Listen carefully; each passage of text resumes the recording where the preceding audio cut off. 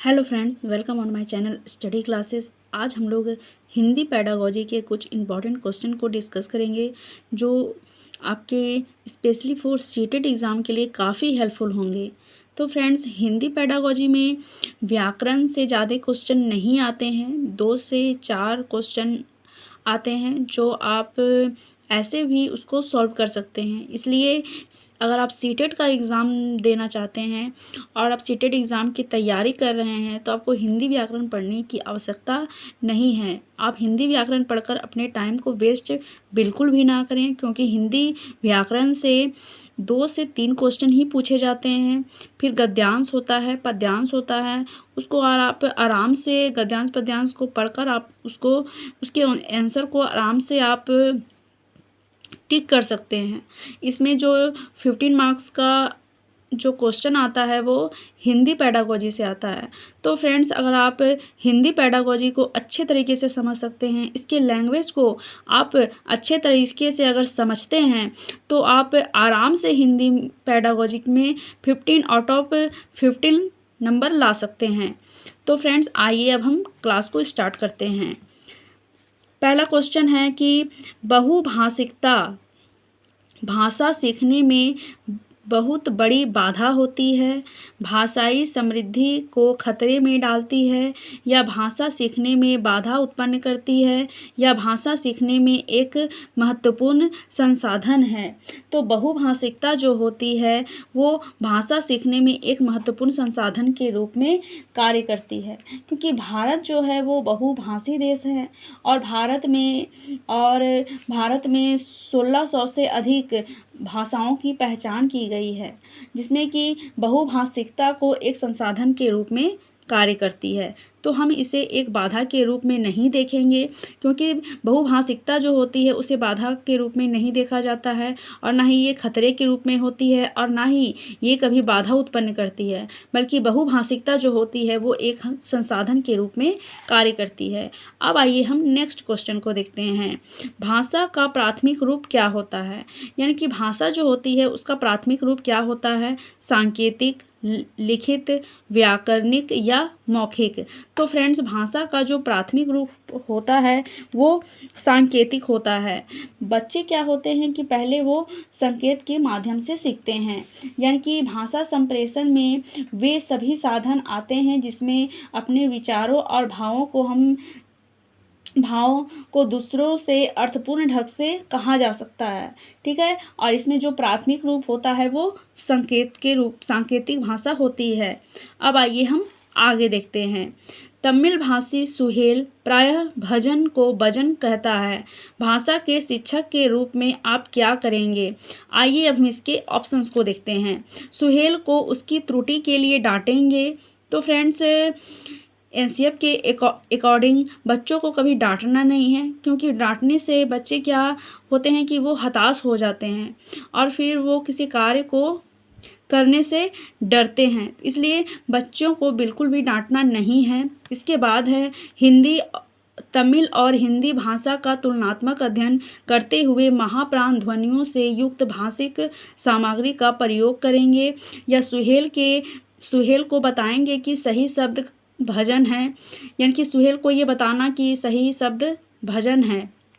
इसके बाद है भजन शब्द का बार बार उसको उच्चारण कराएंगे। तो बार बार उच्चारण कराना कोई अच्छा उदाहरण नहीं है। तो फ्रेंड्स, इसका जो आंसर होगा वो होगा ऑप्शन नंबर बी, कि तमिल और हिंदी भाषा का तुलनात्मक अध्ययन करते हुए महाप्राण ध्वनियों से युक्त भाषिक सामग्री का प्रयोग करेंगे। तो फ्रेंड्स, यह उसके क्षेत्रीय भाषा के प्रभाव को दर्शाता है। अगर बच्चा भजन को भजन कहता है तो वो उसकी क्षेत्रीय भाषा को दर्शाता है कि वो जिस क्षेत्र में रह रहा है उसका प्रभाव उस पर अत्यधिक है, जिसके कारण वो भजन को भजन कह रहा है। और ऐसे में शिक्षक को हिंदी भाषा का तुलनात्मक अध्ययन करते हुए महाप्राण ध्वनियों से युक्त भाषिक सामग्री का प्रयोग करना चाहिए। अब आइए हम नेक्स्ट क्वेश्चन देखते हैं। भाषा की प्रकृति के संबंध में कौन सा कथन उचित नहीं है? तो फ्रेंड्स, अगर क्वेश्चन को मेरा यही कहना है कि आप क्वेश्चन को एकदम ध्यान से पढ़ें, क्योंकि क्वेश्चन में कभी कभी क्वेश्चन कुछ और पूछ रहा होता है और हम अगर पका के क्वेश्चन के आंसर को सॉल्व करते हैं तो क्वेश्चन क्या कहना चाह रहा है उस चीज़ को हम नहीं समझ पाते हैं, और जानते बूझते हम कभी कभी जो क्वेश्चन का आंसर हमें आता भी है तो उसको हम गलत कर देते हैं। तो यहाँ पर क्वेश्चन में नहीं पूछा गया है, तो इस बात को हमें हमेशा ध्यान रखना है। इसका ऑप्शन आइए अब हम देखते हैं। भाषा कठोरता से व्याकरणीय नियमों का अनुसरण करती है। भाषाएं एक दूसरे के सानिध्य में फलती फूलती हैं। या भाषा एक नियमबद्ध व्यवस्था है। या भाषा का जितना अधिक प्रयोग किया जाएगा उतना ही भाषा पर पकड़ मजबूत होगी। तो फ्रेंड्स, इसका जो आंसर होगा वो होगा ऑप्शन नंबर 1, यानी कि भाषा की प्रकृति के संबंध में कौन सा कथन उचित नहीं है। तो भाषा कठोरता से व्याकरणीय नियमों का अनुसरण करती है, ये गलत है, क्योंकि जितना अधिक भाषा का प्रयोग किया जाएगा उतना ही अधिक भाषा की जो पकड़ होती है वो काफ़ी मजबूत होती है, और भाषा जो होती है वो एक दूसरे के सानिध्य में फलती फूलती है। ये बात तो बिल्कुल सही है। और भाषा एक नियमबद्ध व्यवस्था है, ये भी बिल्कुल सही है कि भाषा एक नियमबद्ध व्यवस्था होती है, और भाषा का जितना अधिक हम प्रयोग करते हैं उतना ही हमारी पकड़ जो होती है वो मजबूत हो जाती है। तो फ्रेंड्स, इस क्वेश्चन का जो ऑप्शन नंबर 1 दिया हुआ है वो ही करेक्ट है। अब आइए हम आगे देखते हैं। आगे हैं, प्राथमिक स्तर पर आप कविताओं में किस पक्ष को सबसे ज़्यादा महत्वपूर्ण मानते हैं। अब आइए हम इसके ऑप्शंस को देखते हैं। पहला है प्रत्यक्ष उपदेशात्मक कहानियों कविताओं का व्याकरणीय नियमों की जानकारी की दृष्टि से समृद्ध होना, घटनाओं शहरों पदों से दोहराव, प्रतिष्ठित लेखकों की कहानियाँ कविताएं बच्चों को पढ़ाई जाएं। तो फ्रेंड्स, इस क्वेश्चन का जो आंसर होगा वो होगा ऑप्शन नंबर 2 कि प्राथमिक स्तर पर आप कहानियों कविताओं में किस पक्ष को सबसे ज़्यादा महत्वपूर्ण मानते हैं। तो कहानी या कविता के माध्यम से अगर किसी चीज़ को हम बच्चों को समझाते हैं तो उस चीज़ को बच्चे बहुत ही बेहतर तरीके से समझ सकते हैं। तो ये एक व्याकरणीय नियम के अनुसार ये काफ़ी एक समृद्ध होता है। अब आइए हम आगे देखते हैं। हिंदी भाषा शिक्षण में निदानात्मक परीक्षण का उद्देश्य क्या होता है। यानी कि निदानात्मक परीक्षण का एक उद्देश्य क्या होता है? कमजोरियों को पता लगाना। तो ये बात तो बिल्कुल सही है कि निदानात्मक परीक्षण का उद्देश्य होता है कमजोरियों का पता लगाना। अगर हम किसी की कमजोरी का पता लगाएंगे तभी तो हम उसको उपचार कर पाएंगे। तो इसलिए पहले हमें अगर बालक में कोई कमजोरी है तो पहले उसका पता लगाया जाता है, कमजोरियों को दूर करना। यानी कि जब बालक की कमजोरी का जब हम लगा लेते हैं कि उस बच्चे में क्या कमजोरी है तो फिर उसको हम दूर करने का प्रयास करते हैं। उसके बाद उनको हम उपचारात्मक सुझाव देना, यानी कि उसके कमजोरी का पता लगाने के बाद उसको हम लोग उपचारात्मक सुझाव देते हैं। तो इस तरीके से इसका जो ऑप्शन नंबर 4 है उपरोक्त सभी ये आंसर होगा। अब आइए हम आगे देखते हैं। नाटक शिक्षण में सतत और व्यापक मूल्यांकन के लिए निम्नलिखित में से कौन सा सर्वाधिक महत्वपूर्ण है।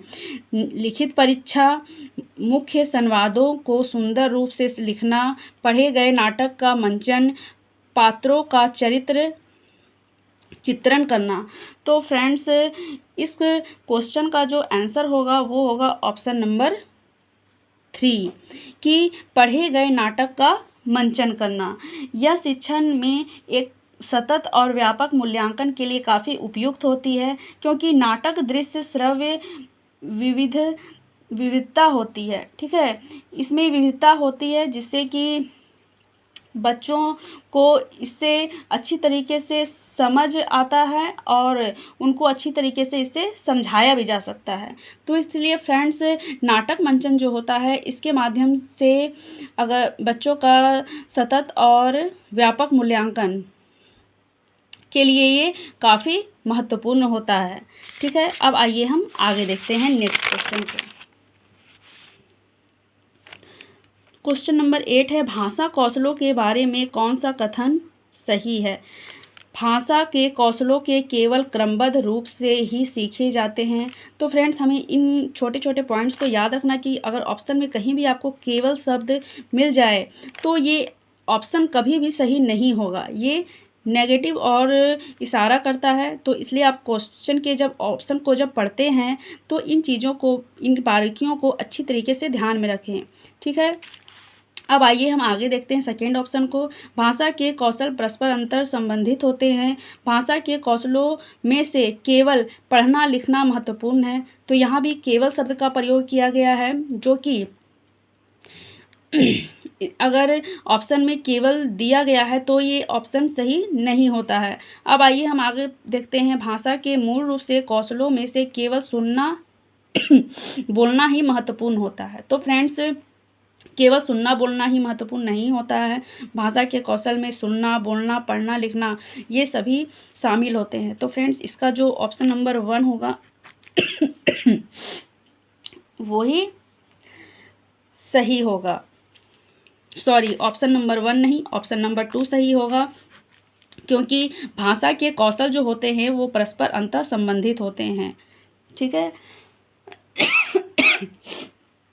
क्योंकि सुनना, बोलना, पढ़ना, लिखना ये क्रमवार स्थिति में होता है, जिसे हम सूबोपाली भी कहते हैं। अब आइए हम आगे देखते हैं। आगे है, रोहन को पढ़ने में कठिनाई होती है परंतु उसका अवबोधन पक्ष बेहतर है। रोहन किस समस्या से जूझ रहा है? डिसकैल्कुलिया, डिसग्राफिया, डिसलेक्सिया या डिप्रेशन।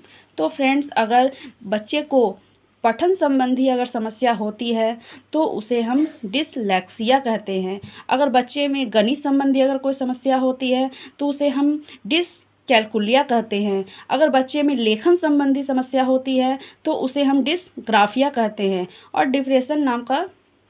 डिप्रेशन जो है वो ऑप्शन में ऐसे ही दे दिया गया है। अब आइए हम आगे देखते हैं। उसने पढ़ा, उसने खाया और उसने चीखा। अब आइए हम इसके ऑप्शन को देखते हैं। नियम का उल्लंघन है, संदर्भ की समझ ना होना, नियम कंठस्थ ना होना या नियम का अति सामान्यीकरण। तो फ्रेंड्स, उसने पढ़ा, उसने खाया और उसने चीखा यह नियम के अति सामान्यीकरण को दर्शाता है। और नियमों का अति सामान्यीकरण होने से बच्चों के भाषिक भंडार में वृद्धि होती है, जिससे वह भिन्न भिन्न वाक्य संरचना करना सीख जाते हैं। तो फ्रेंड्स, आज हमने हिंदी पेडागोजी के कुछ 10 क्वेश्चन को डिस्कस किए हैं। ये सीटेट एग्ज़ाम के लिए आपके लिए काफ़ी हेल्पफुल है। और अगर आप मेरे वीडियो के साथ ऐसे ही जुड़े रहते हैं तो हम रेगुलर इस तरीके से क्वेश्चन की प्रैक्टिस करते रहेंगे और हम इतनी बार क्वेश्चन की प्रैक्टिस कर लेंगे कि आपको क्वेश्चन पूरे अच्छे तरीके से याद हो जाएंगे और आपका सीटेट एग्ज़ाम क्लियर होने से कोई भी नहीं रोक पाएगा। तो फ्रेंड्स, अगर आप मेरे चैनल पर नए हैं तो मेरे चैनल को सब्सक्राइब करें और अगर मेरी वीडियो आपको अच्छी लगती है तो मेरी वीडियो को लाइक करें। ऐसे ही वीडियो मैं आगे भी लेकर आती रहूँगी। आज के लिए बस इतना ही। Thank you.